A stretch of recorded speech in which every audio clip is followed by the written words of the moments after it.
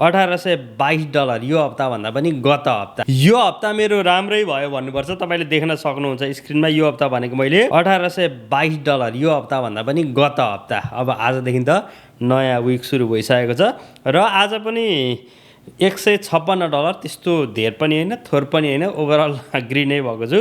जम्मा 3टा ट्रेड लिएको थिएँ आज पनि। आज 1 तारिक भयो।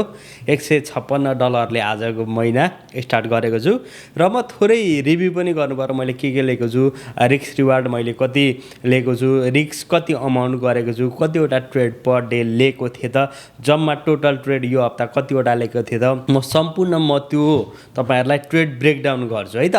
र म अलिकति बिजी थिएँ त्यो भएर पनि खास भिडियो बनाउन पाएको थिइनँ। अब चाहिँ म सम्भवतः भिडियो बनाउँछु है त, किनकि अस्ति म यस्तो बिजी थिएँ खासमा भिडियो बनाउन पाएको थिइनँ। अब चाहिँ म अलिक फुर्सद छु अस्तिको हप्ताभन्दा। अब चाहिँ क्रमशः भिडियो ल्याउँछु है त। र मैले आज भनेको जम्मा 3टा ट्रेड लिएको थिएँ।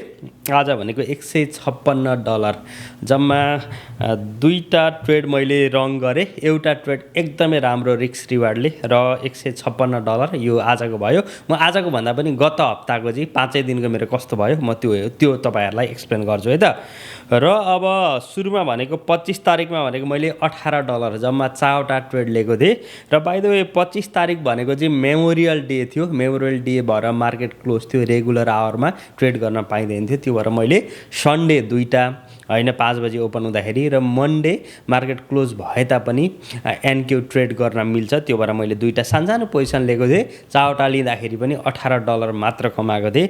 मैले $25 $18मा क्लोज गरेको थिएँ। त्यस्तै 26 तारिकमा भनेको मैले $596 प्रफिट गरेको थिएँ। 3टा ट्रेड लिएको थिएँ। त्यस्तै 27मा भनेको $593 त्यो दिन पनि 3टै ट्रेड लिएको थिएँ। 28 तारिकमा भनेको $76 कमाएको थिएँ। ट्रेड भनेको 3टै ट्रेड गरेको थिएँ। र 29 तारिकमा भनेको $537 ट्रेड भनेको 3टै ट्रेड गरेको थिएँ। र ओभरअल भनेको लास्ट विक मेरो $1822 प्रफिट गरेको थिएँ। र तपाईँले अर्को कुरा यहाँदेखि के विचार गर्नु भन्दा हेर्नु त, मैले प्रत्येक दिन भनेको यो 25 तारिकमा भनेको त मैले 2 दिन लगाएर 2टा गरेर 4वटा गरेको थिएँ। प्रत्येक दिन एभ्री डे मैले 3टा ट्रेड मात्र लिएको छु नि त। हो, म अहिले भनेको एकदमै डिसिप्लिनमा बसिरहेको छु। चाहे त्यो प्रफिट होस् कि लस होस् कि जेसुकै होस्, पर डे म 3टा ट्रेड भन्दा लिन्न।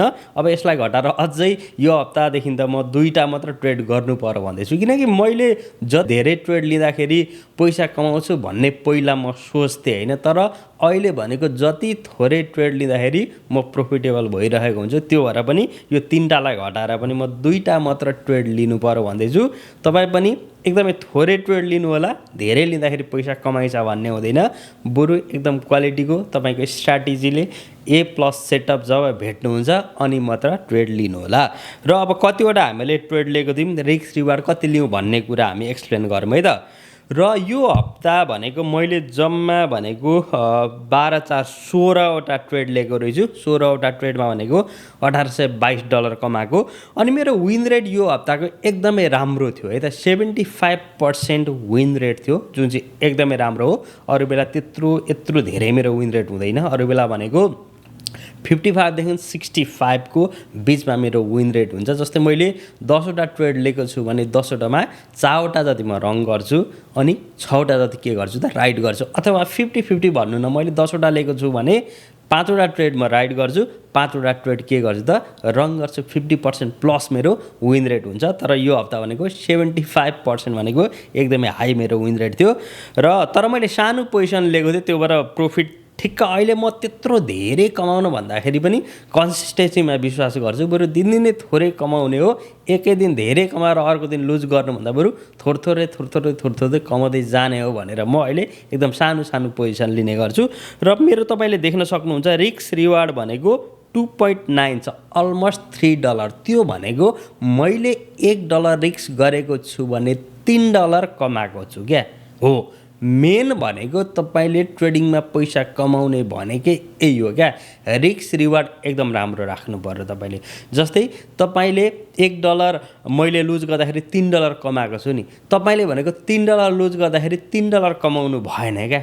कतिन्जेल तपाईँले राइड गर्नुहुन्छ। अनि हामी धेरैजना चाहिँ के गर्छौँ भन्दाखेरि लुज गर्दाखेरि $500-600 लुज गर्छौँ, कमाउँदाखेरि भनेको के गर्छौँ त 200-300 मात्र कमाउँछौँ। त्यो भएर अकाउन्ट ब्लोअप हुन्छ, हामी लुज गर्ने गर्छौँ। जहिले तपाईँले ट्रेडिङको रुल भनेकै के हो भन्दाखेरि तपाईँले रिस्क रिवार्ड लुज गर्दाखेरि एकदमै थोरै लुज गर्नु पर्यो र विन गर्दाखेरि हाई विन गर्नु पर्यो, ताकि ओभरअलमा त्यो लुज गरेको भन्दा तपाईँको के हुन्छ त प्रफिट गरेको पैसा बेसी हुन्छ।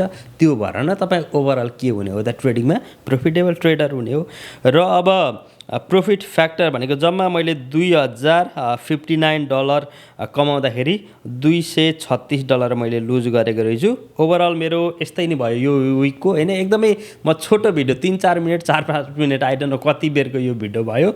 म अलिकति बिजी थिएँ, भिडियो बनाउन पाएको थिइनँ, कहिले कहिले भिडियो आउँछ भन्दै सोधिराख्नु भएको थियो। त्यो भएर सानो अपडेट यसो रिभ्यू गरिदिउँ, भिडियो पनि बनाइरहेको थिइनँ भनेर मात्र मैले तपाईँहरूलाई एकदमै छोटो मिठो यो विकली रिभ्यू लिएर आएको। तपाईँले देखिहाल्नुभयो मैले लगभग भनेको कतिवटा ट्रेड लिएछु भन्दाखेरि 16वटा ट्रेड लिएछु। 16वटामा 12वटा मैले राइड गर्दाखेरि $1822, रिस्क रिवार्ड भनेको $100 लुज गर्दाखेरि $300 मैले कमाएर 3 आरका साथमा $1800 प्लस प्रफिट मैले गरेछु।